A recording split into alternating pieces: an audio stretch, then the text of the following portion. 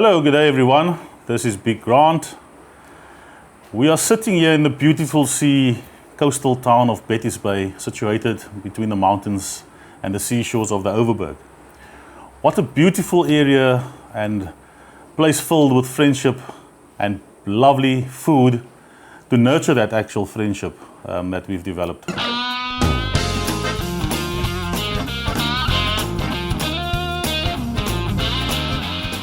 This week we visit a popular Malay curry dish consisting of lamb and chickpeas. Now this spicy recipe has been in my family for years and generations, passed down from my great-grandmother to my gran, to my mom, and then I've adopted the recipe as a young child. I've worked with the recipe over the years and I've modified it slightly, and I've given it the Big Grant twist. This is a spicy dish which has been around forever. Previously, the simple translation of the dish was lamb and chickpea curry. I've added some of my own ingredients and I've transformed the dish and called it Big Grant's Spicy Lamb Chick. Right everybody, so these are the ingredients I'm going to be using for this dish that I'm going to be preparing today. Okay, so we have our dry spice consisting of stick cinnamon, cardamom pods, bay leaves, star aniseed, and some peppercorns. Then we'll be using extra virgin olive oil. And then also I've bought 1 kg of lamb from our local butcher. Been seasoning, marinating whole night in plain yogurt with some spice. So the length of time for marinating should be about 24 hours. And then we have some garlic, ginger, and our dry spices here as well. So we've got mother-in-law spice, curry powder, cumin, and some leaf masala.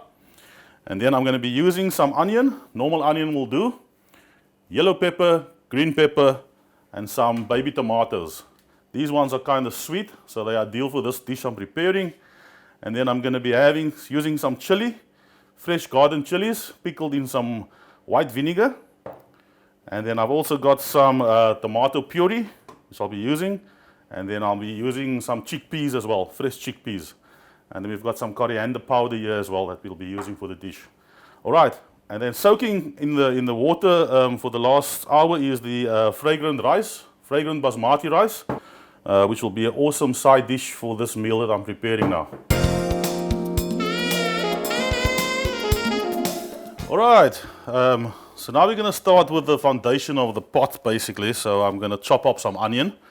Then I'm going to do the green pepper, tomato, and that will basically be the foundation. And I'm going to add some chili in here as well.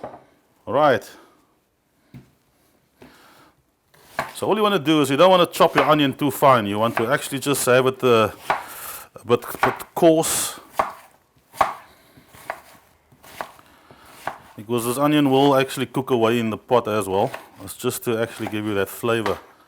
Yeah.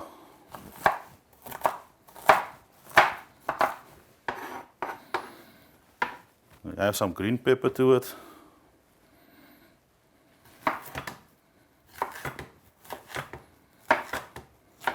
Also, you don't need to go super fine with this green pepper.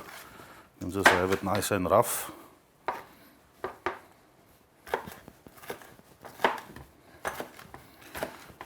This really will just try and make the pot a bit sweeter as well. Take away all the acidy flavors of the tomato, which is going to be part of the base. Yeah, some yellow pepper. So I have you don't need to use all of them, just a quarter of it.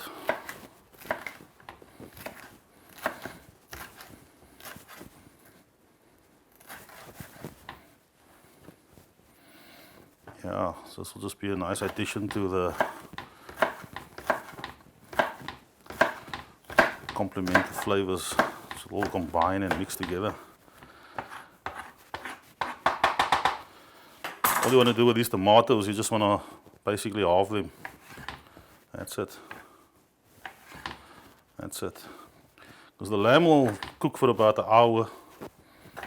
And by that time, all of this ingredients will be absorbed into the meat, and then you will have all the flavors combined in the sauce.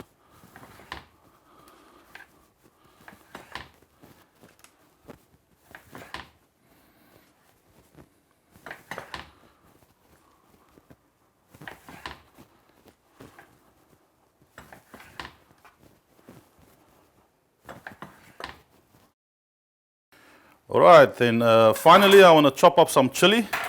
As I said previously, this is some fresh garden chili that came out of my dad's garden. And then basically, you know, you need to determine how hot you want it, how hot you want the spot to be, you know. Me and my mates, we like a bit of spice. So I think we can do a little bit of heat in here. And this chili, same story, you don't need to go super fine. And I'm leaving the pits in because that's basically what you want. You want the spice. Yeah, and we don't have a problem of heat in South Africa. We like hot food here in Cape Town. Yeah. Alrighty. So that's basically that. So now what we want to do is we want to heat up the oil slightly, and then we're going to add the ingredients.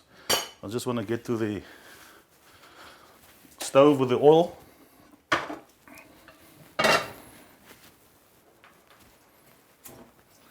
Always better to cook with gas. It's much faster.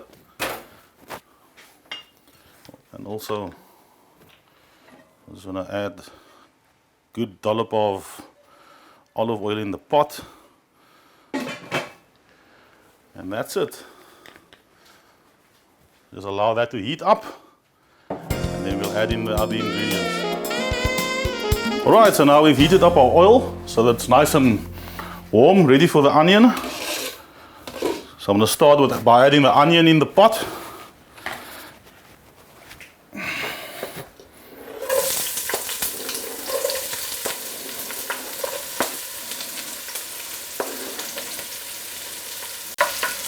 Remember, you don't want to brown your onions, you want to just make it translucent, you know. I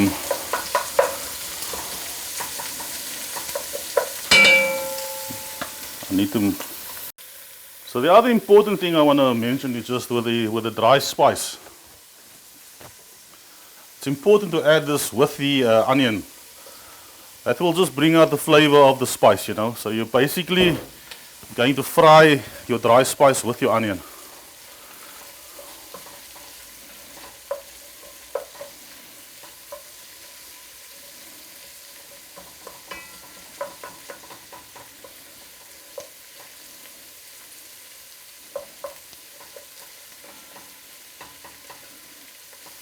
Also, you can leave your stove on medium heat. That should be quite ample to get the required heat results. That's it, and this one can go for about 3 to 4 minutes. And then I'll add in the rest of the green pepper, and then I'll add in the chili and the tomato.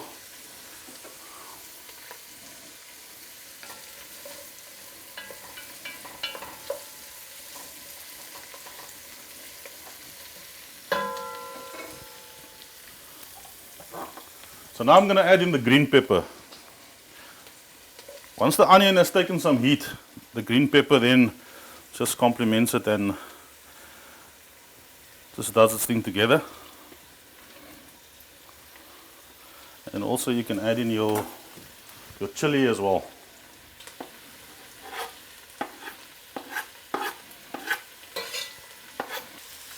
So now we've added our onion, we've added our green pepper, chili, and our dry ingredients. So it's important that these things simmer together. And then I add my tomato in last, because with the tomato it becomes quite soggy quite soon, but you want these ingredients to be translucent before you add your tomato. So these boys can go like this. So before adding the tomato, I want to add my garlic and my ginger. It's important to roast your garlic with your onion as well, because this will just bring out the flavors of the garlic. Remember, fresh garlic is the best, eh? Sometimes you'll find garlic in stores that's not pure garlic. I mean, those ready-made tubs, they mix with turnip and all sorts of other things to get the volume up.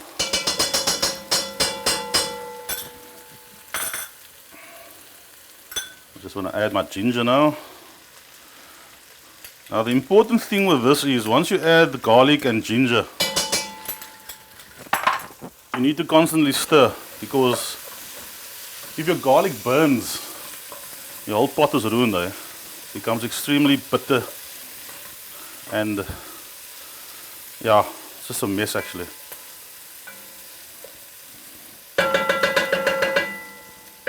So these boys can go for a couple of minutes. So yeah, I'll just give it constantly stir, stir, stir. The garlic can burn quite quickly. That's usually the case if you don't pay attention to it. Alright, so now this guys have been simmering now. The onions are nicely translucent.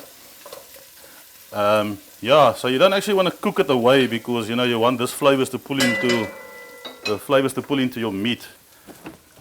Alright, so now I'm going to add the tomato.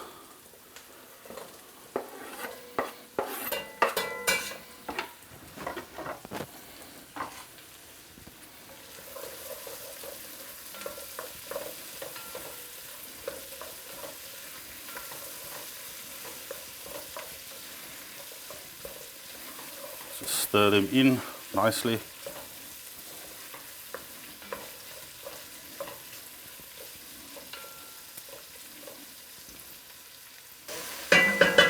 Okay, so we just keep it covered so that the moisture stays inside, doesn't cook dry.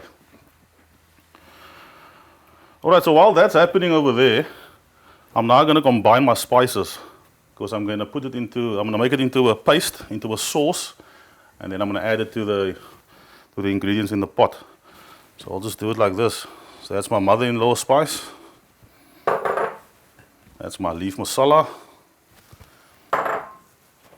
curry powder, add in some cumin, just a dash of peri peri with the heat.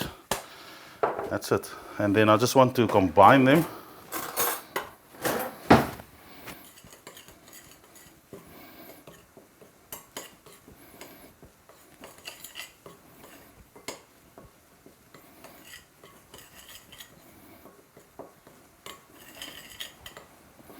Also, you know what, depends on your taste buds. You know, if you want it hot, you can add more spice. If you want it just flavorsome, you can add less spice. And yeah, the chili is actually the one that will give you the heat. Spice will just add flavor, but the chili will give you the heat. So now I'm just going to mix this with some water. So I'll just do it like this.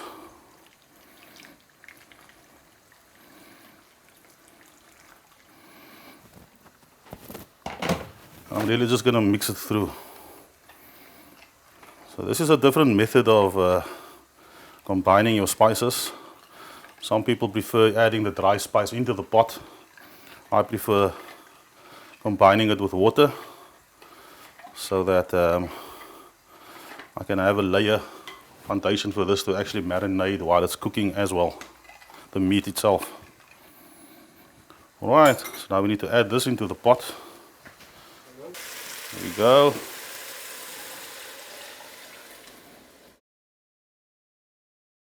This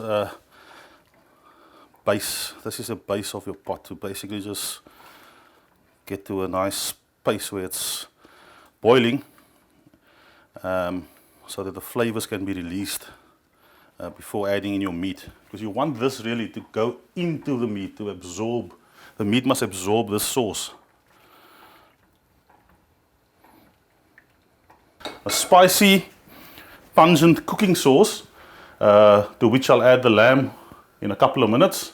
And then this sauce will basically, the lamb will absorb the sauce, and these flavors will all go into the meat.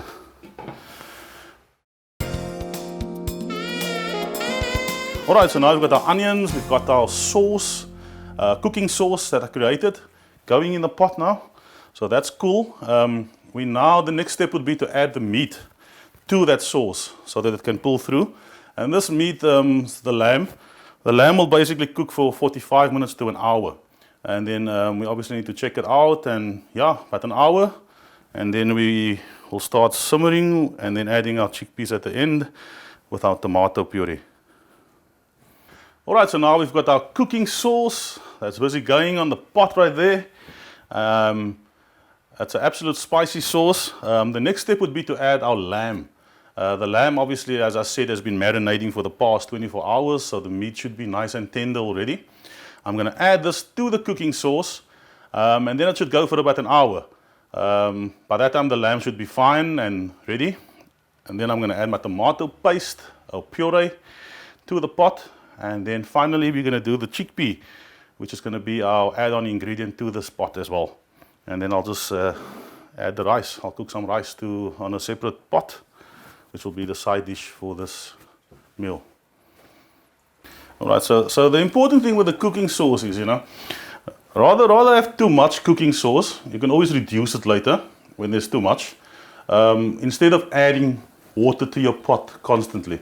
The water actually just dilutes your whole flavor system, and yeah, it makes it a bit weak, eh?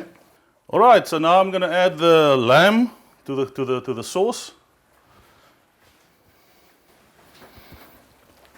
Because as you can see, the sauce is ready. It's cooking, it's ready. It's just waiting for you to add in the meat. That's our lamb that I'm adding. Also the yogurt marinade will give it a nice creamy type texture when you serve it. Eh?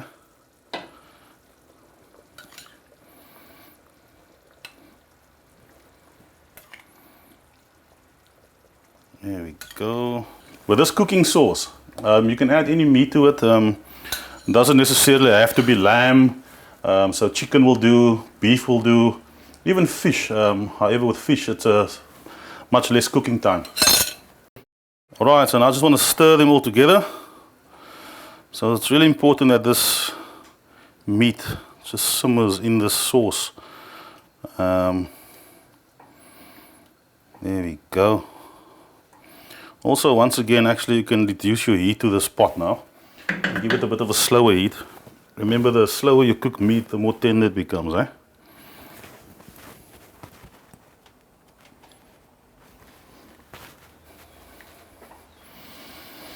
That's it. So I just added the meat, so now I want to add some salt. It's important that the salt pulls and absorbs into the meat while it's cooking, eh?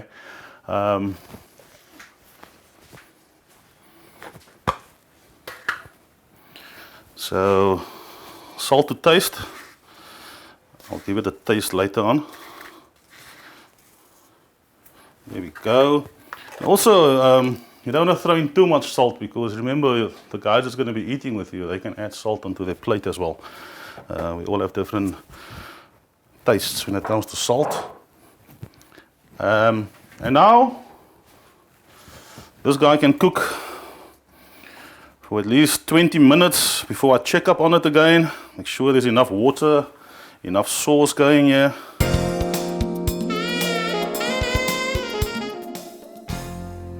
Alrighty, let's see what's happening in the pot there. Yeah. Okay, so this lamb has been cooking for approximately an hour now. The meat is nice and soft and tender. Everything has absorbed. Sauces are all inside of the meat. Alright, so the lamb has been cooking for more than an hour now. And now I'm going to add in the chickpeas and the tomato puree. Alright, so this is the tomato puree. This will give the pot some color, some nice tomato taste. We'll break it down with some sugar later on, just to take the acid out of it. We just want to stir this in.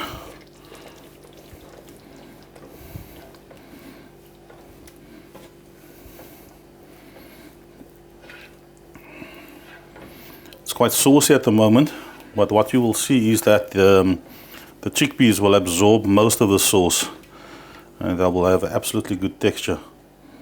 So there we go. Chickpeas.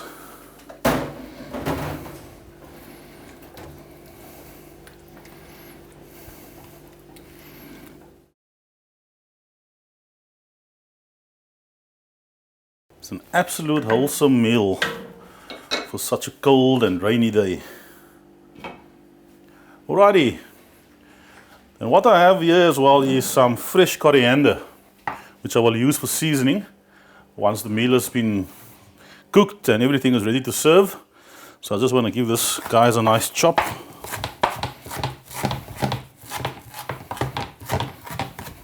Chopping your coriander really just releases all those flavors.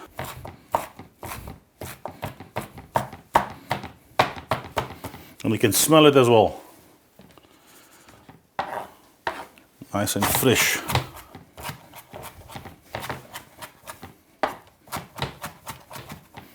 There we go. So before serving the meal, I would add this coriander just to give it a bit of a herby flavor. Alrighty, so while the meat is simmering there, the chickpeas is in. Probably within the next 15 minutes, the meal will be ready. So now I'm just going to do the rice. So I'll just chuck that out in the pot. Alright, remember cold water, because this is basmati rice, so it cooks quite quickly.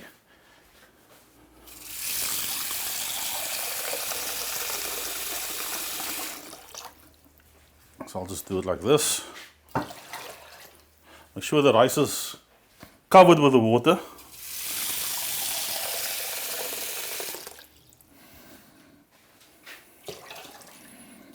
There we go. Just want to get some salt to taste.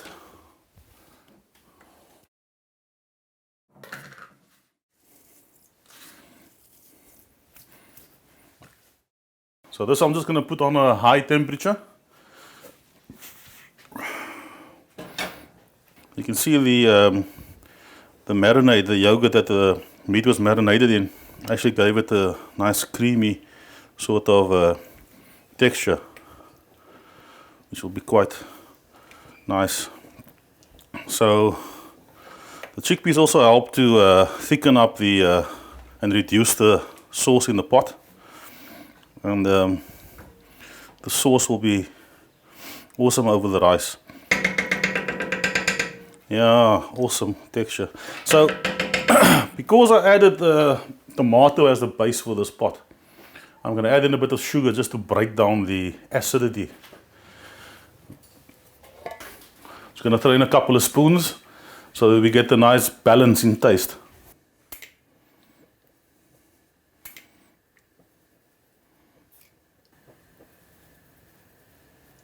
There we go. Remember, sugar to taste as well, eh?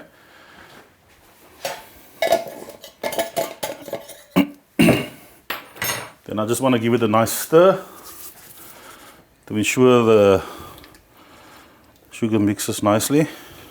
And remember, at this point, you know, your plate is on the lowest heat possible. If you don't have it on the lowest heat and the temperature is too high, you could burn the bottom of the pot, eh? So let's keep it on a slow temperature. Just needs to simmer slightly.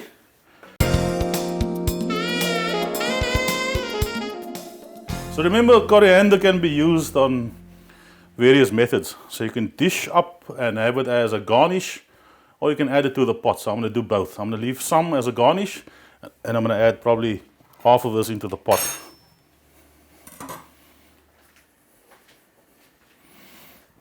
Alright, so this has been chopped. All the flavors are out. And I'm just going to do that. Just going to do that. So I'll just leave some coriander. For the guys who wants the more pungent flavor of coriander, they can have it as a garnish on their plate when I do the plating later on. And just give it a nice stir so that the coriander fuses with the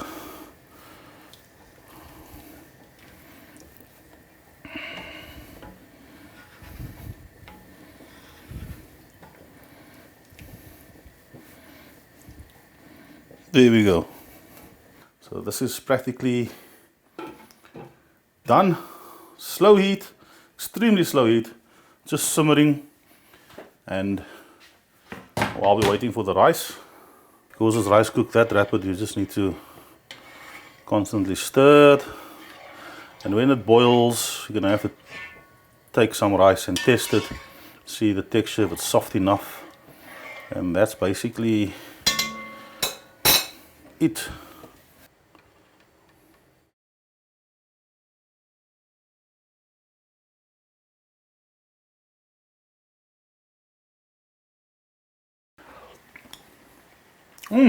Awesome. Now I'm going to strain the rice and I'm going to give it a steam. All right. So you just use a normal rice colander. You really just want to get all the water, excess water, off the rice, like that.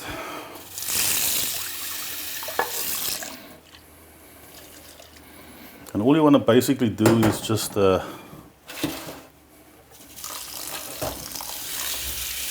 get all the starch out of it.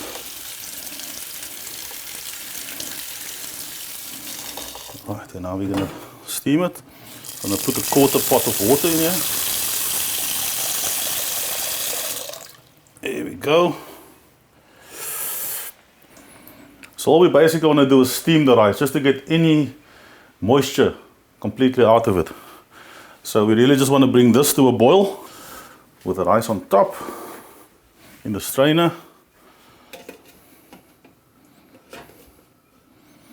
There we go.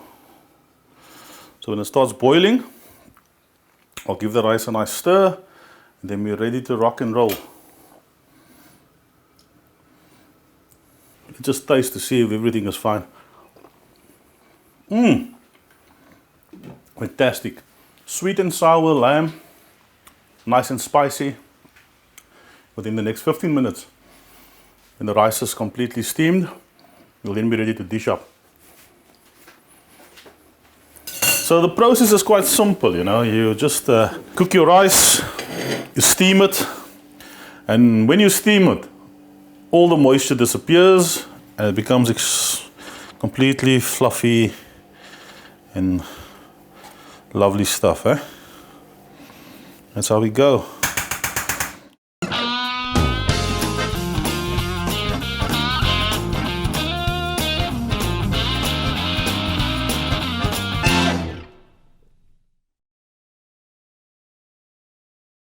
Well, I hope you enjoyed cooking this dish. Just remember, we have different tolerance levels of spices.